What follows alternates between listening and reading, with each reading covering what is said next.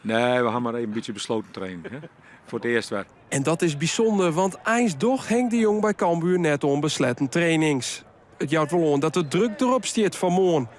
Dat het de meesten in jouw dwanden houdt, wie juist er al te zien, doet meer als 1000 supporters naar de trainingkamer om de spelers op scherp te zetten.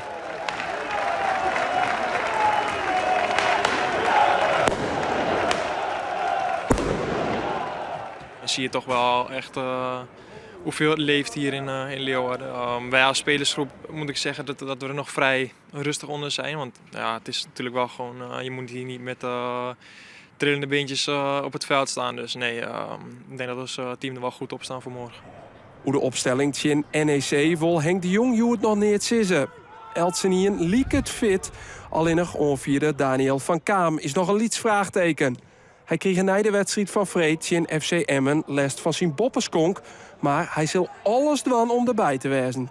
Tuurlijk, ja. Nee, het is een van de mooiste wedstrijden, denk ik. Ja, ook in mijn carrière. Dus nee, ja, ik denk dat iedereen zou dat hebben. Ja. Een van de mooiste of de mooiste? Want je hebt bij Groningen natuurlijk ook wel wat leuke potjes gespeeld. Nee, klopt. Ja, nee, ja, sowieso in het bekertoernooi de allermooiste. Omdat ik nog nooit zo ver natuurlijk ben gekomen. Dus nee, dit is wel een hele mooie. En stel dat Cambuur morgen wint. Dan gaat het naar de Kuip om de bekerfinale te spelen. Sportclub Heerenveen belibben dat al eens. En dus vindt Henk de Jong dat Cambuur een voorbeeld nemen moet om de grote rivaal. Die wil je net zo vol mee gaan praten, maar die had een goed voorbeeld, jongen, toch een keer vroeger van PSV, wie ik nog een jonge vent, van PSV te winnen 2-1. En dat is eigenlijk het begin van echt goed worden.